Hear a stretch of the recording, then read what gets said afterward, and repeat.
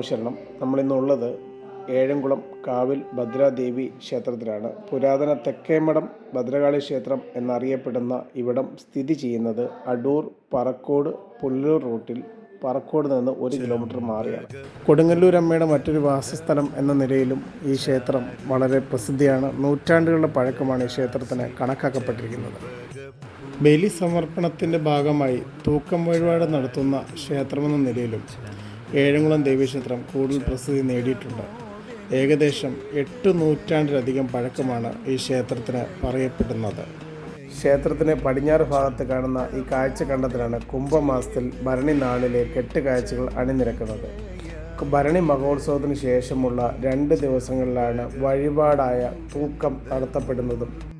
ഏഴംകുളത്ത് ദേവി വന്നതിന് പിന്നിലും ഒരു ചരിത്രമുണ്ട്. പണ്ട് ആമ്പലത്തല തറവാട്ടിൽ നിന്നും ഒരമ്മ കൊടുങ്ങല്ലൂർ ദേവിയെ ദർശിക്കാൻ പോവുകയും ദർശനത്തിന് ശേഷം തിരിച്ചു വരുന്ന വഴി അവർക്ക് ദിക്ക് തെറ്റുകയും വഴി അറിയാതെ അലഞ്ഞു നടക്കുകയും ചെയ്തു. വഴി അറിയാതെ വിഷമിച്ച് നിന്ന ആ അമ്മ ദേവിയെ വിളിച്ച് പ്രാർത്ഥിച്ചുകൊണ്ടേയിരുന്നു. ആ സമയത്ത് ഒരു വൃദ്ധയായ സ്ത്രീ ആ അമ്മയുടെ അടുത്ത് എത്തുകയും വഴി പറഞ്ഞു കൊടുക്കുകയും ആമ്പലത്തിനാൽ തറവാട് വരെ അമ്മയോടൊപ്പം വന്നു എന്നുമാണ് വിശ്വസിക്കപ്പെടുന്നത്. ഇന്നൊരു കാവായി പരിണമിച്ച ആമ്പലത്തിനാൽ തറവാട്ടിൽ രാത്രികാലങ്ങളിൽ ദേവി വരുന്നുണ്ട് എന്നൊരു വിശ്വാസവും നിലനിൽക്കുന്നു. അതിനുവേണ്ടി അതിനുള്ളിലൊരു പട്ട് വിരിക്കുകയും പിറ്റേ ദിവസം കാലത്ത് നോക്കുമ്പോൾ ആ പട്ടിൽ ഒരാൾ വന്ന് കിടന്നുറങ്ങിയതുപോലെയുള്ള മാറ്റങ്ങൾ സംഭവിക്കുന്നു എന്നും പറയപ്പെടുന്നുണ്ട്. അന്ന് തറവാട്ടിൽ വന്ന അമ്മ ഇപ്പോൾ ഏതാണ്ട് ക്ഷേത്രം നിൽക്കുന്ന ഭാഗത്തായി അപ്രത്യക്ഷമായി എന്നാണ് വിശ്വസിക്കുന്നത്. പിന്നീട് നടത്തിയ ദേവപ്രശ്നത്തിൽ അവിടെ ദേവിയുടെ സാന്നിധ്യം തെളിയുകയും ക്ഷേത്രം നിർമ്മിച്ചു എന്നും പറയുന്നു.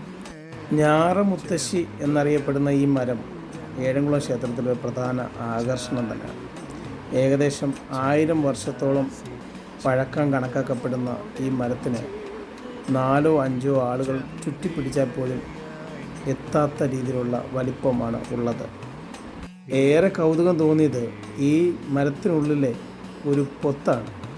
2 or 3 ആളുകൾക്ക് കയറി ഒളിച്ചിരിക്കാൻ പാകത്തിനുള്ള വലിപ്പം ആ പൊത്തിന് ഉണ്ടായിരുന്നു. മരത്തിൻ്റെ കാലനിർണയത്തിന് ഇതിൽ കൂടുതലൊരു തെളിവിൻ്റെ ആവശ്യമുണ്ടെന്ന് തോന്നുന്നില്ല.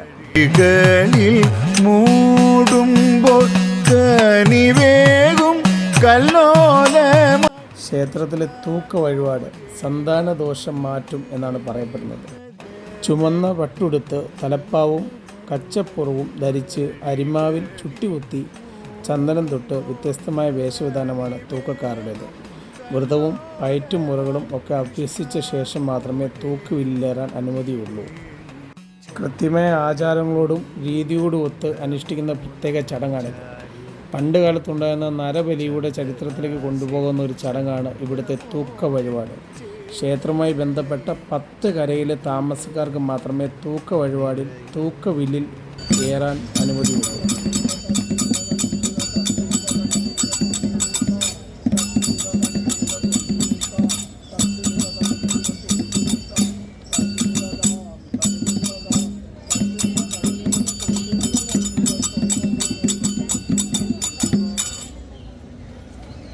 തൂക്കം നടത്താൻ വ്രതമെടുത്ത തൂക്കുകാർ ആദ്യം പ്രത്യേക താളത്തോടുകൂടി അന്തരീക്ഷത്തിൽ ഒരു പയറ്റ് നടത്തുകയും അതിനുശേഷം അവരുടെ മുതുകിൽ ഒരു ചൂണ്ട കോർത്ത് വില്ലിൽ താങ്ങുമുണ്ടിനാൽ ചേർത്ത് കെട്ടുന്നു.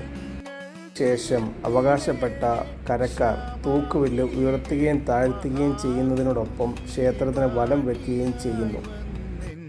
ഇതേസമയം തൂക്കക്കാർ വില്ലിൽ കിടന്ന് അന്തരീക്ഷത്തിൽ പയറ്റുമുറകൾ ചെയ്യുന്നുണ്ടാവും. തൂങ്ങിക്കിടന്നുള്ള പയറ്റുമുറകൾ കഴിഞ്ഞ് തൂക്കുവില്ലിൽ ക്ഷേത്രത്തെ വലം വെച്ച് വില്ലിൽ നിന്നിറങ്ങി ക്ഷേത്രത്തെ നടന്ന് വലം വെക്കുമ്പോൾ മാത്രമാണ് ഈ വഴിപാട് പൂർത്തിയാകുന്നത്. പ്രധാനമായും സന്താനലബ്ധിക്ക് വേണ്ടിയാണ് ഈ തൂക്കം വഴിപാട് നടത്തപ്പെടുന്നത്. തൂക്കം വഴിപാട് നടത്താൻ പ്രധാനമായും 10 കരക്കാർക്കാണ് അവകാശം എന്ന് നമ്മൾ പറഞ്ഞത്. ഏഴംകുളം തെക്കേക്കരപ്പുറം വടക്കേക്കരപ്പുറം എന്നിവയാണ് 2 കരകൾ. ഇത് കൂടാതെ 8 കൂട്ടുമുറികളും കൂടെ ചേരുന്നതാണ് ഈ 10 മുറികൾ എന്ന് പറയുന്നത്. അത് അറുകാണിക്കൽ കിഴക്ക്, അറുകാണിക്കൽ പടിഞ്ഞാറ്, നെടുമൺ മുറി, പറക്കോട് വടക്ക്, പറക്കോട് തെക്ക്, പറക്കോട് ഇടയിലെ മുറി, മങ്ങാട്ട്, ചെറുകുന്നത്ത് എന്നിവയാണ്. അതിപുരാതനമായ ഈ ക്ഷേത്രം കഴിഞ്ഞ 10 കൊല്ലങ്ങൾക്ക് മുമ്പാണ് പുനരുദ്ധാരണ പ്രവർത്തനം നടത്തിയത്. ദേവിയുടെ ചൈതന്യവും ശക്തിയും നിറഞ്ഞു നിൽക്കുന്ന ഈ ക്ഷേത്രമുറ്റത്ത് വരാൻ എല്ലാവരും ശ്രമിക്കുക. സ്വാമി ശരണം. മഹാമായേ ത്രൈലോക്യ നാഥേ ദേവി ത്രിഭുവന